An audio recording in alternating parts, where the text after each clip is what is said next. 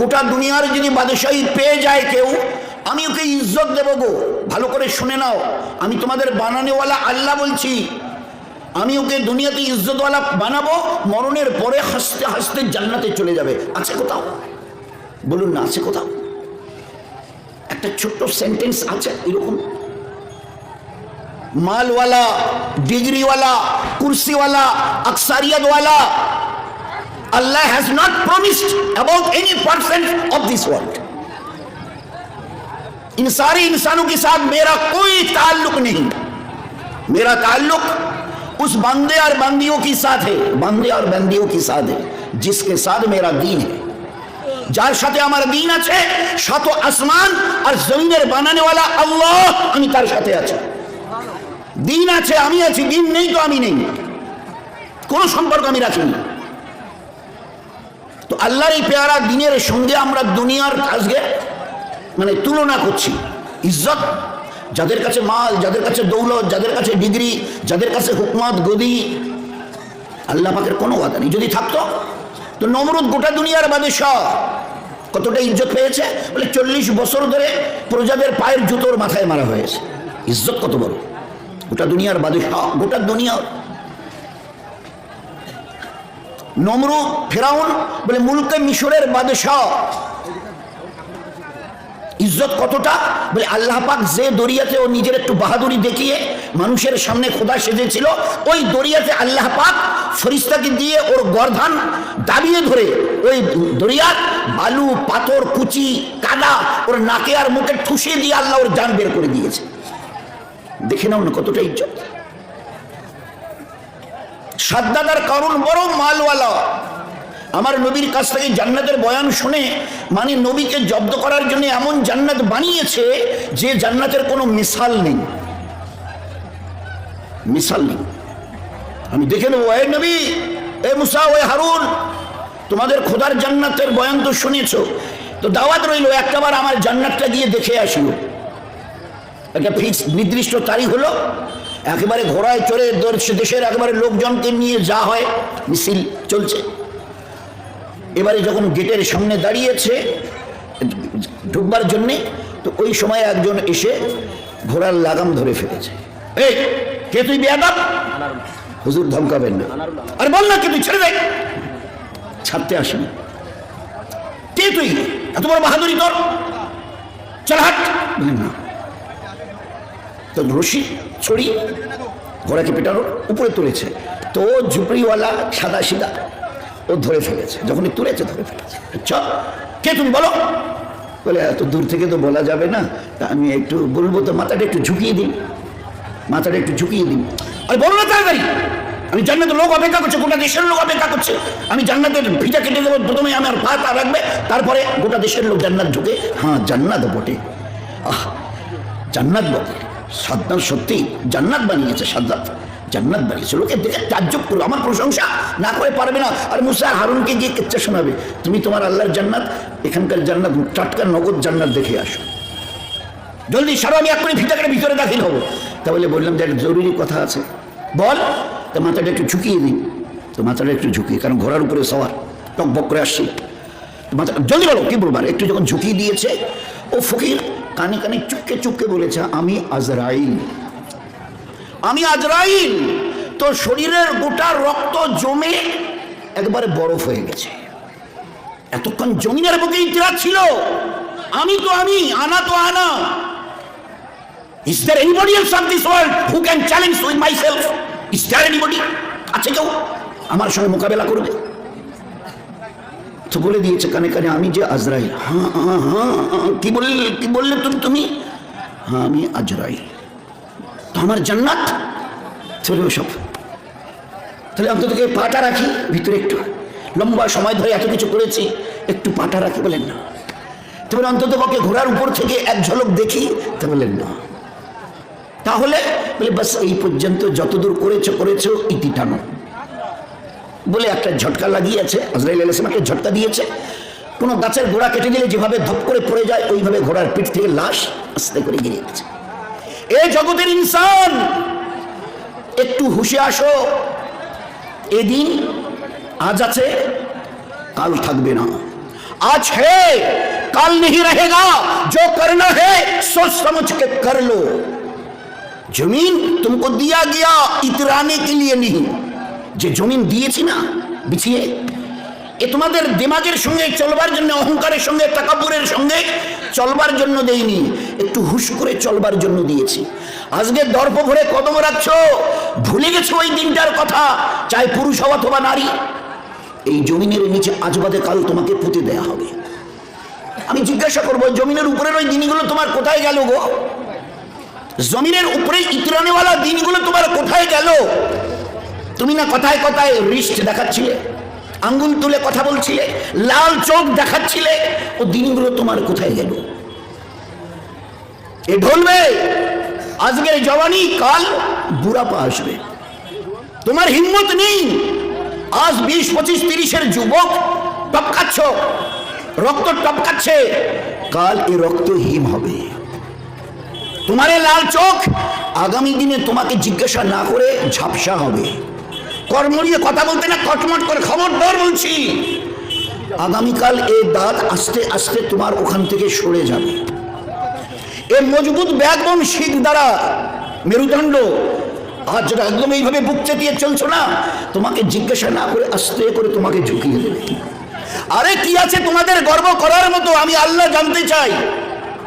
আচ্ছা, is there anybody else who can proud this in this world? আছে কিছু তোমাদের কাছে গর্ব করার মতো? বলো না। আরে তোমার বাড়ির ছোট্ট মুরগির বাচ্চাটা যা পারে, আমার ইজ্জতের কসম তুমি তো তাও পারো না। কি করে বাহাদুরি দেখাও? বাহাদুরি দেখাবার একটা তো দলিল থাকবে। কি আছে বলো না। যেই ত্রাণওয়ালা আজ তুমি মায়ের পেট থেকে বেরিয়ে এসে মুখ থুবড়ে পড়েছিলে, কখন পেশাব হচ্ছে, কখন পায়খানা হচ্ছে, কোনো হদবদ নেই, আর মাকে পর্যন্ত বলতে পারোনি। ও মা বাচ্চারি কোলে নিয়েছে, পেশাব করে ভাসিয়ে দিলে।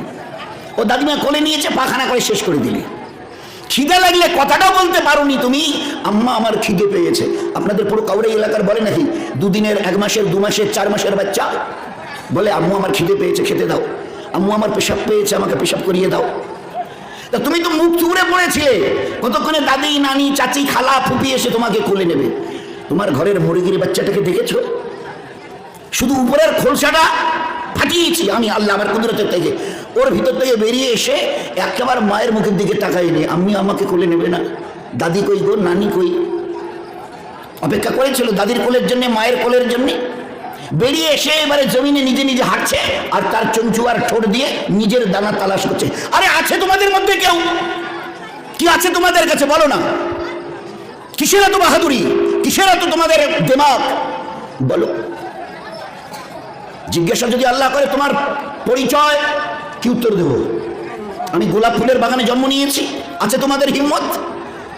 খুব ভালো করে বুঝি দোস্ত, আজ তাজ্জব লাগে, বড্ড তাজ্জব লাগে। মনে হচ্ছে আমি আমার নিজের ইচ্ছায় দুনিয়ায় এসেছি। I have been come in this world by my own credit. আমি আমার নিজের বাহাদুরিতে দুনিয়ায় এসেছি। আছে কই, হ্যাঁ কই ऐसा बोलने वाला? Is there anybody else of this world? বলো না, বুক থেকে বলো, আমি আমার ইচ্ছায় দুনিয়ায় এসেছি। বলে দেখাও 750 কোটির মধ্যে একটা লোক হিম্মত আছে, পুরুষ অথবা মেয়ে, ছেলে কথা বলতে পারে আমি আমার নিজের ইচ্ছায় দুনিয়ায় এসেছি। আরে আজ যে জবান দিয়ে কথা বলছো না, এটা আমার দয়ার দান। যে চোখ দিয়ে দেখছো, এটা আমার দয়ার দান। যে পা দিয়ে চলছো না, এটা আমার দয়ার দান। যে হাত দিয়ে করছো, এটা আমার দয়ার দান। যে দিল আর দিমাগ দিয়ে চিন্তার ভাবনা করছো, এটা আমার মেহেরবানি, এটা আমার মেহেরবানি।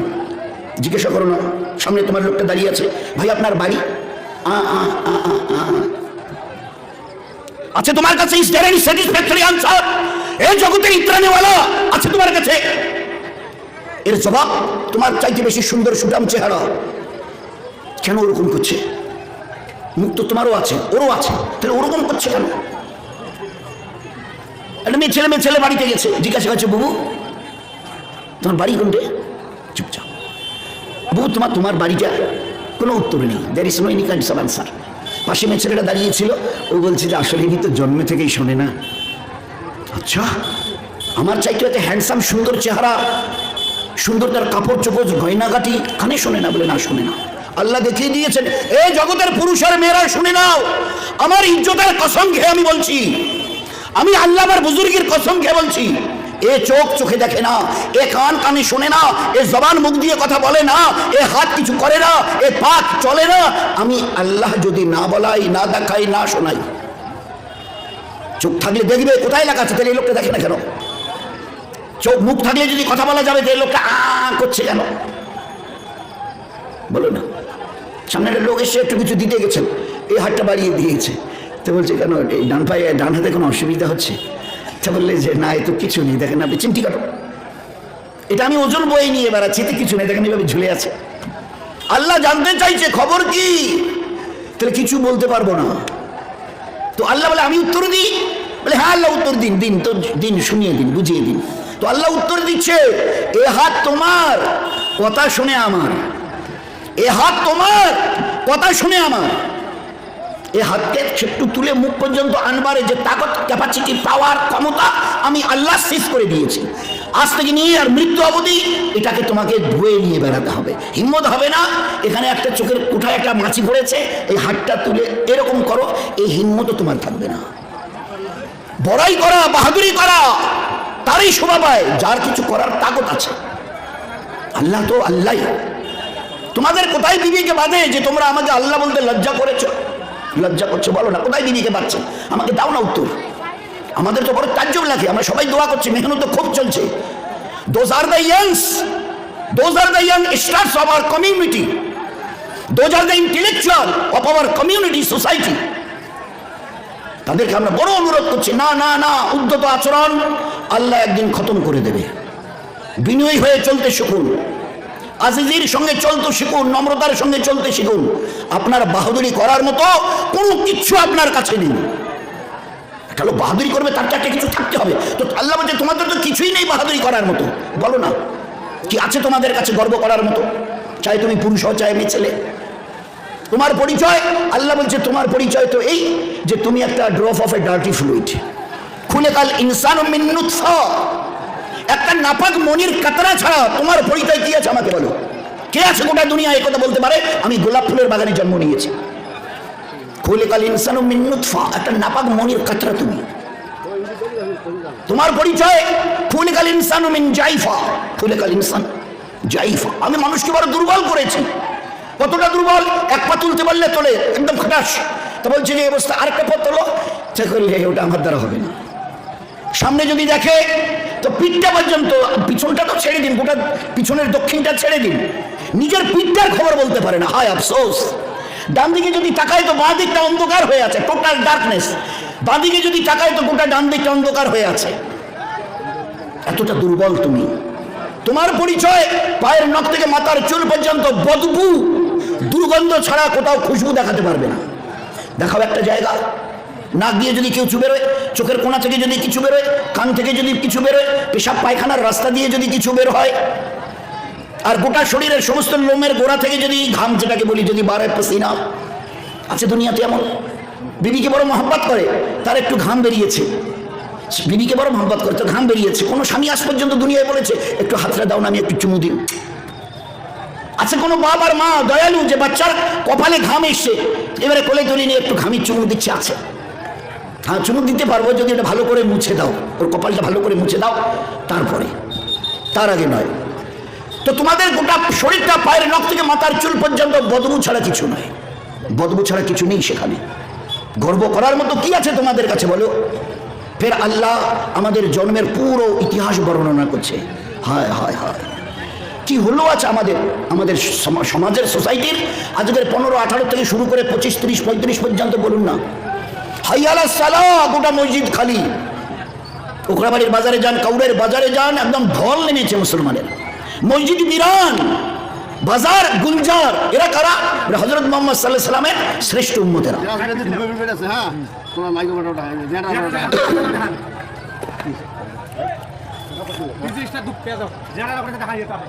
আরে এটা কানেকশন কই? টিপা আছে তো ভাই। জেনারেল বাবু কোথায় আছেন? আপনি আমরা জেনারেল বাবু চলে যান। জেনারেল বাবু ভাই আপনি কোথায় আছেন? আপনি দল করা হচ্ছে, আপনি যেখানে থাকুন এখানে আপনি চলে আসুন। ট্রান্সমিটার দিয়ে ধোঁয়া বের হচ্ছে। জেনারেল বাবু ভাই আপনি একটু আগান। এই জন্য দোস্ত একটু হুশ করে চলি, একটু হুশ করে চলি। আজকের দিন আগামী দিন বদলে যাবে। আল্লাহকে চিনতে চেষ্টা করি। হুইস আওয়ার ক্রিয়েটার, কে আমাদের বানানেওয়ালা আল্লাহ, যে তিলে তিলে তার নিজের দয়ায় আমাদেরকে প্রতিপালিত করছেন। আমি আমার মায়ের পেটে ছিলাম দুনিয়া আসার আগে 10, 12, 15, 20 দিন আগে। আমি কি খাবো বলছে, it depends on not your parents. তোমার বাবা মাকে আমি এটা চিন্তা করতে বলিনি। তোমাকে আমি দুনিয়া আসবো কি খাবে ওটা আমি ভাবছি, তোমাদের বাপ মা কোনোদিনই ভাবেনি, ভাববার প্রয়োজনই পড়েনি আজ পর্যন্ত। আমার বাচ্চাটা আসবে কাল জন্মাবে কি খাবে, তো আল্লাহ বলছে ওর ব্যবস্থা আমি করে রেখেছি। বাচ্চা প্রসব হওয়ার আগে তোমার জন্যে গরমের দিনে ঠান্ডা, ঠান্ডার দিনে গরমের ব্যবস্থা, দুধের ব্যবস্থা মায়ের সিনায় আমি আল্লাহ করে দিয়েছি। জিজ্ঞাসা করো তো এরা দুইজন কিছু করেছে নাকি মা আর বাপ? ভাই জলসা কমিটির পক্ষ থেকে একটা সংবাদ আপনাদেরকে দেওয়া হচ্ছে। ওনারা হিম্মত করে আল্লাহকে ভরসা করে আপনাদের জন্য তোমার ব্যবস্থা করেছেন। মহিলা এবং পুরুষ সকলকে দাওয়াত দিচ্ছেন। আপনারা মেহরবানি করে দাওয়াত কবুল করে তবেই তো ঘরে ফিরবেন। জলসা কমিটির পক্ষ থেকে আপনাদের সকলের দাওয়াত, পুরুষ এবং মহিলা আপনারা সকলেই দাওয়াত কবুল করে তারপরে ঘরে ফিরবেন। আল্লাহ যেন সকলকে দাওয়াত কবুল করার তৌফিক ইনায়াত করেন। এই জন্যে ভাই আল্লাহ পাক যত নবীকে দুনিয়ায় পাঠিয়েছেন তারা এবং শেষ নবী যিনি এসেছেন জনাবে রাসূলুল্লাহ সাল্লাল্লাহু আলাইহি ওয়াসাল্লাম, এই একটা কথা বুঝবার জন্য এ আমার পেয়ারা নবীরা দুনিয়ায় যাও, মানুষের ঘর ঘর দ্বার দ্বার গিয়ে আমার পরিচয় করিয়ে দাও যে আমি আল্লাহ কে, আমি আল্লাহ কে, সত্যি আমি ইবাদত নেবার উপযুক্ত অথবা অনুপযুক্ত। যাও, নবীজিকে আল্লাহ হুকুম করছে, ইয়া আইয়ুহাল মুদাসসির কুম ফাআনজির ওয়া রাব্বাকা ফাকাব্বির। আমার পেয়ারা নবী মানুষের কাছে যান আর তাদেরকে বোঝান যে আমি আল্লাহ কত বড়, যে আল্লাহর ইবাদত করা, আল্লাহকে আল্লাহ বলা আজকে আমাদের কাছে লজ্জার কারণ হয়ে গেছে। আসলে আমরা চিনতে চেষ্টাই করিনি আমার এই আল্লাহ কে এবং কত বড় কুদরত আর তাকতের মালিক তিনি। এই জন্য দোস্ত আজকে আল্লাহকে চিনতে খুব চেষ্টা করি, আল্লাহর পেয়ারা দিনকে বুঝতে চেষ্টা করি। একদম সহজ সরল বাংলা, যেটা কি পুরুষ কি মেয়ে ছেলে আল্লাহর কাছে যে যত নিজের উঁচু মাথাটাকে নোয়াবে, আল্লাহ পাকের ওয়াদা আমি দুনিয়াতে তত বেশি তাকে ইজ্জতওয়ালা করব, আর যেদিন আমার কাছে ফিরে আসবে তার জন্য 8টা জান্নাতের দরওয়াজা আমি খুলে রাখবো। দুনিয়াতে ইজ্জতওয়ালা হবার জন্য ওয়াহিদ রাস্তা, একটাই রাস্তা আল্লাহ দিয়েছে, চাই পুরুষ হই অথবা মেয়ে ছেলে। কিসের রাস্তা? তোমার এই মাথাটাকে আমি আল্লাহ উঁচু করেছি। দুনিয়ার কোনো মখলুক, কোনো জানদার প্রাণী দেখাতে পারবে না যার মাথাটাকে আমি উঁচু করে সৃষ্টি করেছি। সবাইকে ঝুঁকিয়ে তৈরি করেছি, শুধুমাত্র তোমাদেরকে বাদ দিয়ে। কেন? না, এই উন্নত মস্তক যতটা আমার কাছে নোয়াবে, ঝোঁকাবে, আমি আল্লাহ তত বেশি দুনিয়াতে তোমাদের ইজ্জতওয়ালা বানাবো। যে যত ঝোঁকাবে আমি আল্লাহ তাদেরকে হেফাজত করব, তাদের ঘর ও সংসারে রহমত আর বরকত দান করব। তো আল্লাহর কাছ থেকে পাওয়ার জন্য ইজ্জত, হেফাজত, রহমত, বরকত, এর জন্য আল্লাহ তার পেয়ারা দিন দিয়েছে। এই দিনটাকে যদি বুঝি, খোদায় পাকের কসম, দুনিয়াতে আমাদের জীবন ধন্য হবে। যেই দিন দুনিয়া থেকে বিদায় নিয়ে খোদার কাছে ফিরে যাব, আল্লাহ আমাদের এক একটা এত বড় জান্নাতের মালিকানা দেবে যে আমরা ভাবতে পারবো না। ভাই পর্দার ব্যাপারে সংবাদ এসেছে বন্ধ হয়ে গেছে, পর্দার নিয়মে যারা আছে ব্যাপারটা বুঝে নেয়। এই জন্যে ভাই আমরা খুব একটু হুশ করে দুনিয়ায় চলি। আমরা নিজের ইচ্ছায় আসিনি, নিজের ইচ্ছায় যেতে পারবো না। যেদিন ডাক আসবে আমাকে দুনিয়ার সমস্ত মহব্বতের প্রেমের বন্ধনকে ছিন্ন করে খোদার কাছে ফিরে যেতে হবে। ও এমন এক জায়গা, কবর যাকে বলি, কেউ নেই আর কোনো কিছু নেই, একমাত্র আল্লাহ ব্যতিরিকে।